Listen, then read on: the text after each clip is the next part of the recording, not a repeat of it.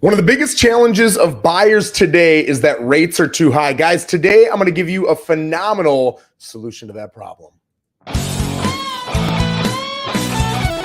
better get fired up. And I had this sucker cranked up. That was loud. I love it. It gives me energy, man. Me giving myself energy. If you've ever listened to that intro and I say, let's get fired up, right? That's me in a closet and I was surrounded by shirts and pants and whatever hanging, and I put blankets in there because that's what my sound guy told me to do. But anyway, my wife walked into me and she's like, dude, what are you doing? And so I had to explain to her that I was creating that intro. So every time I hear that, I think of that ridiculous story. But anyway, guys, today we're going to talk about assumable loans. It is a way for you to improve your situation as a buyer, and as a seller, it's a way to promote something you might have as a tool that not every other seller has. It might attract more buyers to your property, giving you more buyers, more offers, and hopefully better offers, right? That's the goal. So from a buyer's standpoint, you're able to reduce your blended rate. We'll talk about what a blended rate is here in a little bit. And what it does is it allows you for the same price to reduce your payment or to go up in price for the same payment. Okay, so I'm going to pull up my notes here. I'm going to read a couple things for you. What is an assumable loan? An assumable loan is Joe is selling his house and he's got a mortgage on his property, like a lot of people do. And instead of getting your own mortgage when you are going to buy Joe's house, you would say, Joe, talk to me a little bit about your mortgage. Is it assumable? By assumable meaning, can I, the buyer, take over your loan, put it in my name, and now I can get your terms? And that's what an assumable loan is. The reason it's so attractive right now is a lot of rates on mortgages were 2, 3, 4%. And now we're looking, generally speaking, in the 7s to 8s, right?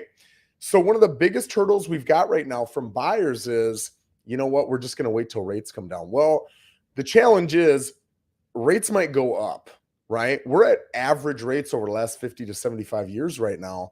The odds that they come down are just as high as the odds that they go up.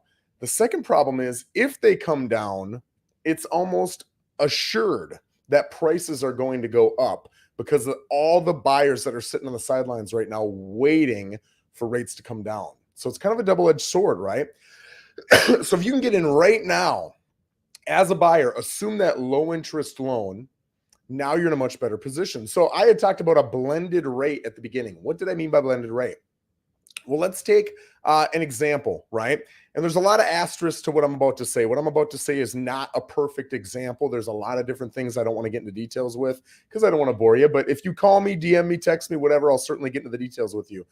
But let's just take a simple example of you're going to buy a $400,000 home and that seller has a $300,000 loan on that property at 2.5%.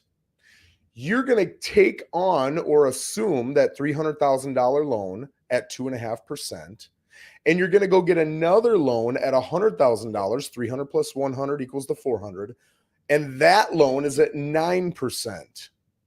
The blended rate of the 2.5 on the 300 grand and the 9% on the 100 grand gives you a blended rate of 4.125%, right? 4.125 is beautiful. A lot of people would be buying houses right now if they could get 4.125%. Now, this is a completely made up scenario, and I didn't talk about down payments and closing costs and a million other things, but it's a great example to show you how powerful having an assumable loan as an option can be, right? So what are some of the requirements? I've got my notes right here. On an FHA loan, right? The seller has to have lived in the home for a certain amount of time. Call your lender, ask them, and by lender, I don't mean the new lender. I mean the one who has the owner, the seller's current mortgage. Call them and ask them, is this assumable? They will first look at the seller and say, well, we've got a certain amount of time they need to have lived in this property as a homestead property. Have they met that requirement? Yes or no? If the answer is no, then you can't get an assumable loan. If the answer is yes, then they're going to qualify you. You're going to qualify as a buyer just like you would for any other loan. So you've got to have a certain credit level. You've got to have a certain debt to income ratio. You've got to have certain things going on in your financial repertoire to be able to get that loan, right? Just like any other loan. If it's a VA loan, a lot of people think, well, I've got to be active duty. I got to be a veteran to get a VA loan. I'm not, so I'm not going to be able to do that. Wrong. The good news is, and this helps the veteran who owns that property too, you can give that to a non-veteran, a non-active duty soldier. Anybody can take that on as long as they qualify for the loan, right? So you absolutely can look into that. Now, conventional loans are a little bit tougher. I've never even heard of a conventional loan being an option as far as Assumable is concerned. But when I did my research, 3 out of the 3 sources that I looked at specifically said most conventional loans are not Assumable. That makes me believe some small portion are. Again, don't get your hopes up. I've never seen it before. But I'll also tell you, a lot of people just aren't looking at Assumable loans. So, it's something I've probably only dealt with 5, 6, 7, 8 times.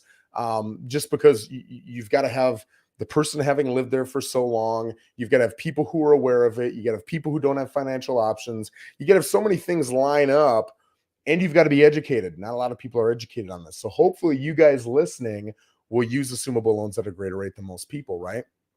Now, because that loan has already gone through the process of, is this property worth it? Yeah, it's worth it. Okay, let's give the current owner, the mortgage. There's no appraisal needed, right?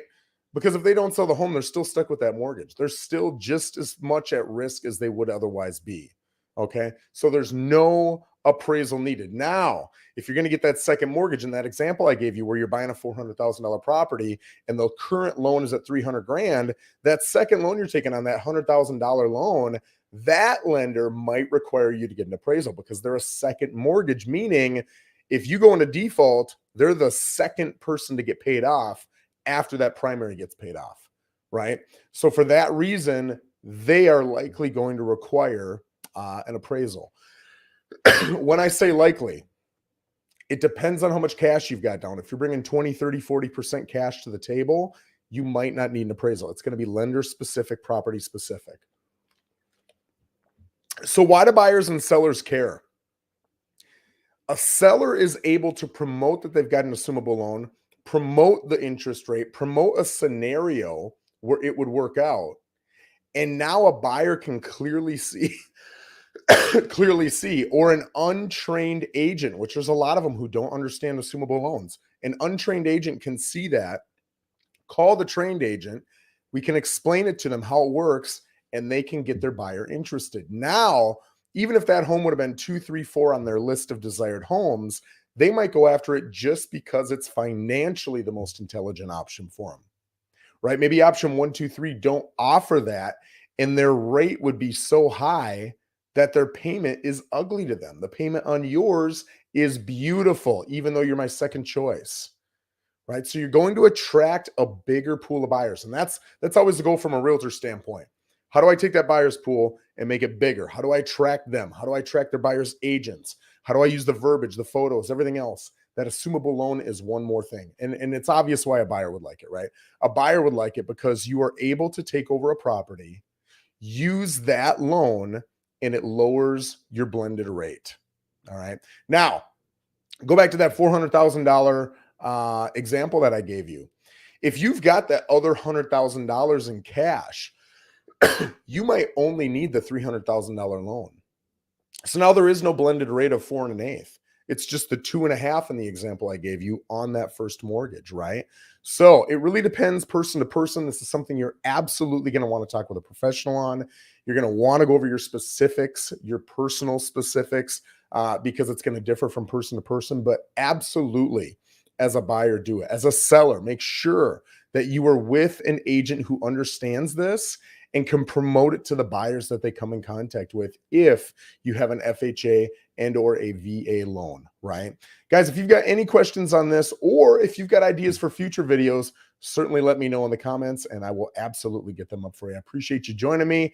And if you're on YouTube or on Facebook, hit that like button. On YouTube, hit subscribe. I would appreciate it, guys. Have an absolutely phenomenal Friday and enjoy your weekend. Take care.